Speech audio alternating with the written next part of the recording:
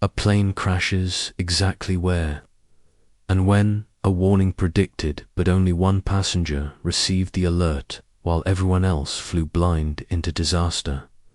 Before we dive in, what time are you listening? Where are you from? Drop a comment below and tell me. And please like and subscribe for more videos like this. Marcus Chen was not a nervous flyer. He had crossed the Pacific Ocean 47 times in the last decade. He knew the sound of engines, the feeling of turbulence, and the rhythm of takeoff and landing like he knew his own heartbeat. But on the morning of September 14th, something felt different. He sat in seat 23A, watching other passengers shuffle down the aisle. The flight attendants smiled their practiced smiles. The captain made his usual announcements. Everything seemed normal. Everything was normal, except for the message that appeared on Marcus's phone 3 minutes before the cabin. Doors closed. The notification came from an aviation safety app he had downloaded years ago and barely remembered having. The message was simple and direct. Flight 742 from Seattle to Tokyo would experience catastrophic mechanical failure over the Pacific Ocean at approximately 4 hours and 16 minutes into the journey. The alert included specific coordinates. It included an estimated time. It included a warning that survival probability was less than 12%. Marcus stared at his screen. His hands went cold. He read the message again, then again. He looked around the cabin. No one else seemed alarmed. No one else was staring at their phones with wide eyes. No one else was breathing too fast. He pressed the button to call the flight attendant. A young woman with her hair pulled back in a tight bun approached his seat. He showed her the message. She looked at it. She looked at him. She smiled that same practiced smile and told him that there were no issues with the aircraft. All systems had been checked. All safety protocols had been followed. The flight was cleared for departure.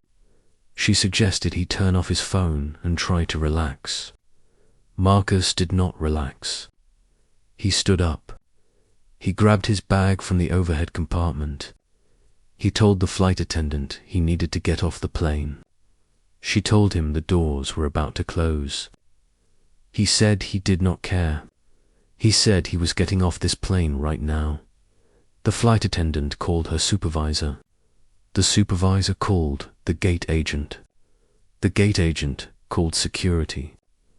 Marcus stood in the aisle with his bag in his hand and his phone in the other. He showed them all the message. They all looked at him like he was insane. They asked him if he had been drinking. He said no. They asked him if he was on any medication. He said no. They asked him if he understood that leaving the flight now would mean losing his ticket and possibly being banned from the airline. He said he understood. He said he was leaving anyway. They escorted him off the plane. Other passengers watched him go. Some of them whispered. Some of them laughed. One man shook his head and muttered something about people wasting everyone's time. Marcus walked back through the jet bridge. He walked through the terminal.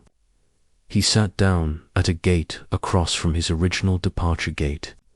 He watched through the window as Flight 742 pushed back from the gate. He watched it taxi toward the runway. He watched it take off into the grey Seattle sky. He sat there with his phone in his hand. The message was still on his screen. 4 hours and 16 minutes. He set a timer. He did not know what else to do. The airport continued around him.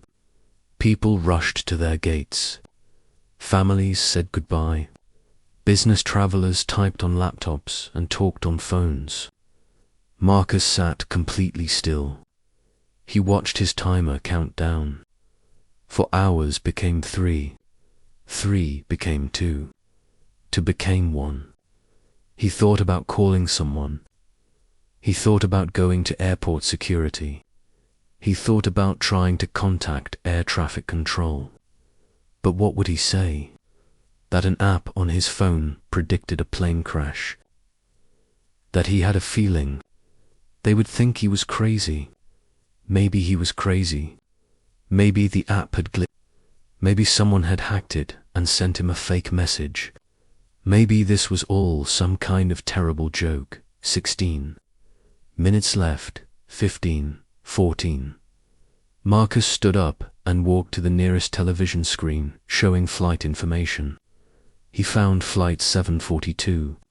It showed the plane was on schedule. Everything was fine. Everything was normal. 10 minutes. 9. 8. Marcus felt his heart pounding in his chest. He felt sweat on his palms. He kept checking his phone. He kept checking the flight information screen. 5 minutes. 4, 3, 2, 1. Nothing happened. The flight information screen still showed flight 742 on schedule. Marcus let out a breath he did not know he had been holding. He felt like an idiot. He had given up his ticket. He had caused a scene. He had let some random app make him paranoid and stupid. He sat back down. He put his head in his hands. He tried to figure out what to do next. He would have to buy a new ticket. He would have to explain to his company why he missed his meeting in Tokyo. He would have to live with the embarrassment of being the crazy person who got escorted off a plane because of a phone notification. Then the screen changed. Flight 742 disappeared from the arrivals board. Marcus looked up. He stood up. He walked closer to the screen. Other people were looking at it too. A gate agent picked up a phone.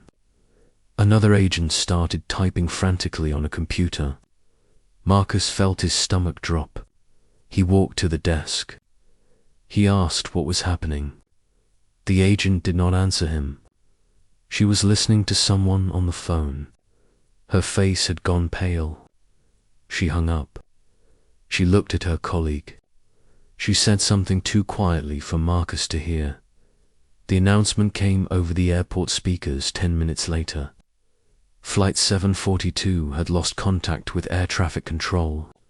Emergency protocols were being initiated. Families of passengers should report to a specific gate for information. The airport erupted into controlled chaos. People started running. People started crying. Marcus stood frozen in place. His phone was still in his hand. The message was still on his screen. The prediction had been exact. For hours and 16 minutes into the flight, over the Pacific Ocean, catastrophic mechanical failure. He walked like a ghost through the terminal. He found a chair far away from the crowds and the crying and the confusion. He sat down. He opened the app on his phone. He tried to find where the message had come from. There was no record of it in his notifications. There was no history of it in the app. It was like it had never existed. But he had seen it. The flight attendants had seen it. The supervisor had seen it. The gate agent had seen it. It had been real. He scrolled through every menu and every setting in the app. Nothing. No explanation. No source. No reason why he and only he had received a warning that saved his life. Search and rescue teams were deployed within the hour. The news channels showed maps of the Pacific Ocean with a red circle marking the last known location of Flight 742. Aviation experts appeared on television to discuss possible causes. Mechanical failure, pilot error, weather conditions. No one knew. No one had any answers. Marcus watched from a hotel room near the airport. He could not go home. He could not move. He just sat there watching the news and looking at his phone. He tried to call the airline. He tried to explain what had happened. They told him they would pass his information along to investigators. They sounded like they did not believe him. 3 days later, debris from Flight 742 was found floating in the Pacific. 263 passengers, 12 crew members, no survivors. The investigation would take months. The black box had not been recovered. The cause remained unknown. Marcus received calls from investigators. They asked him about the message.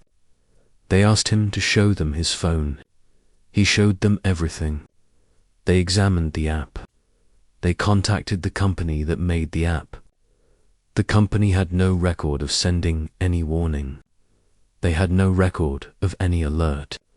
They had no system in place that could predict mechanical failures. The message should not have existed, but it had. Marcus became part of the investigation. He gave statements. He answered questions. He submitted to psychological evaluations. Everyone wanted to know how he knew. Everyone wanted to know if he had been involved. Everyone wanted to know if this was somehow his fault. He told them the truth over and over again.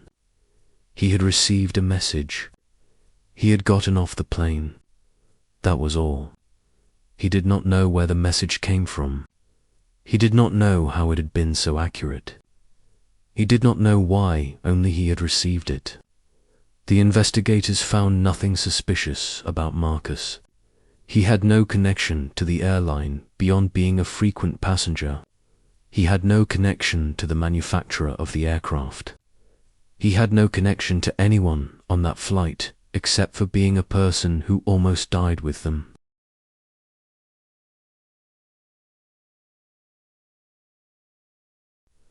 The final investigation report was released 9 months later. The plane had suffered a catastrophic failure in its hydraulic system, a manufacturing defect that had gone undetected through multiple inspections. The failure occurred at exactly 4 hours and 16 minutes into the flight, just like the message had said, just like the warning that only Marcus Chen had received. Aviation authorities issued new inspection protocols. The airline created a victim compensation fund. Families held memorials. The world moved on. But Marcus could not move on. He never flew again. He could not. Every time he thought about stepping onto a plane, he saw that message on his phone. He heard the flight attendants telling him everything was fine. He felt the eyes of other passengers watching him leave. He wondered every single day why he had been warned. Why only him? Why not everyone else? Why not the pilots? Why not the flight attendants? Why not the father traveling with his 2 daughters? Why not the elderly couple celebrating their 50th anniversary? Why not the college student going to study abroad? Why not any of the 275 people who died that day? He tried to delete the app. He could not bring himself to do it. It sat on his phone like a weight, like a reminder, like a question that would never be answered. He checked it every day. He waited for another message, another warning, another chance to save someone, but nothing ever came. The app was just an app. It showed flight delays and gate changes and weather conditions. It did its normal job. It gave no explanation for what had happened on September 14th. Marcus quit his job. He could not travel. He could not focus. He spent his time reading about the crash, about the victims, about their families. He attended some of the memorials. He did not tell anyone who he was.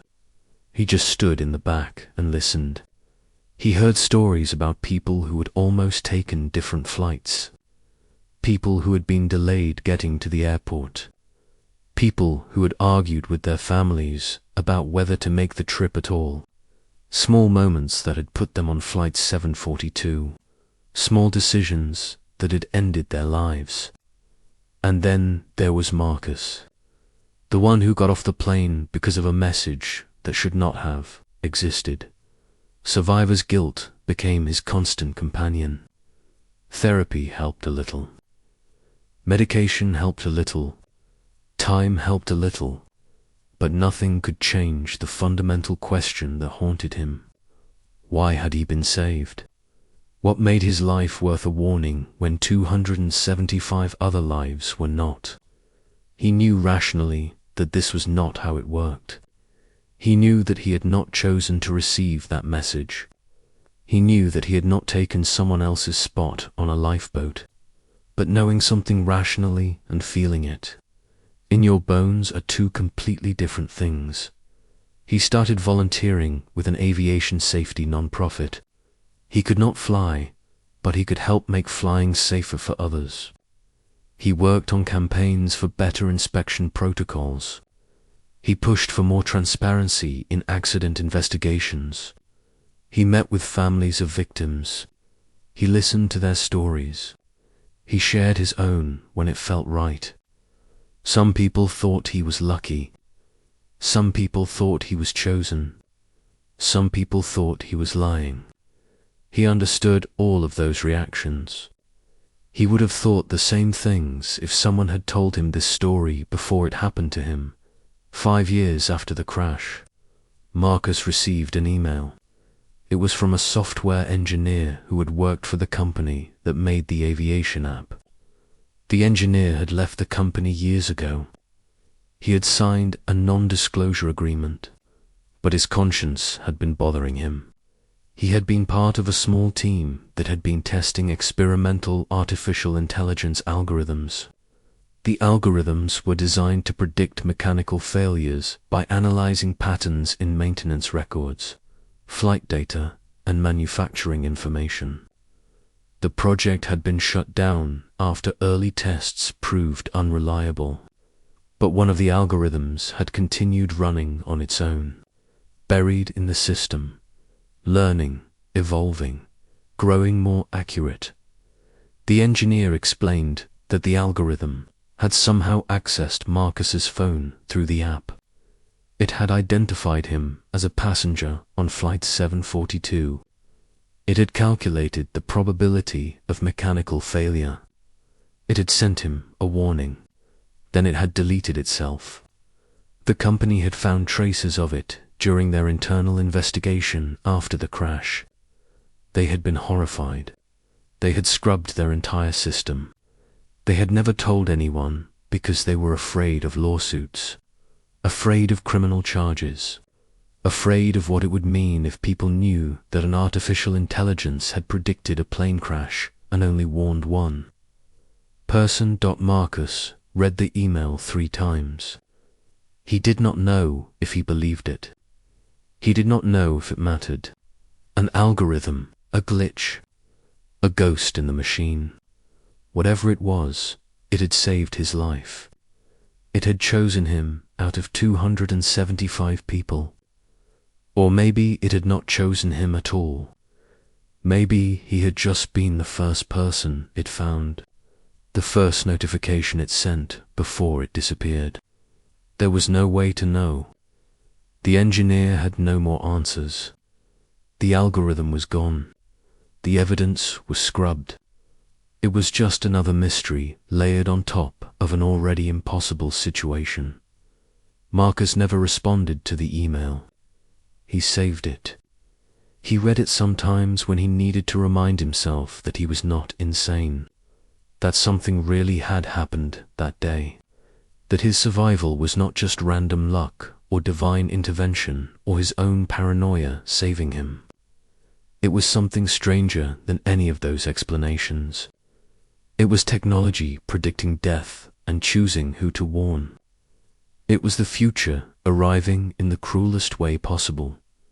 He still has nightmares about the crash. He dreams that he is on the plane, that he ignored the message, that he stayed in his seat and felt the hydraulic system fail and the plane begin to fall. He dreams that he is watching from the ground as Flight 742 disappears into the ocean. He dreams that his phone is ringing and ringing with warnings for crashes that have already happened, for people who can no longer be saved. He wakes up sweating. He checks his phone. The app is still there, silent, ordinary, useless. Marcus Chen lived because of a message that should not have existed. 275 people died because they did not receive that same message. There is no moral to this story. There is no lesson about fate or destiny or the value of listening to warnings. There is just a man who got off a plane and everyone else who did not. There is just a question that will never be fully answered. Why him? Why only him? Why that day? Why that flight? The universe does not owe us explanations. Technology does not owe us fairness. We live and die based on factors we cannot see or understand or control. And sometimes we survive for reasons that make no sense at all. So if you like this video, please like and subscribe for more videos like this.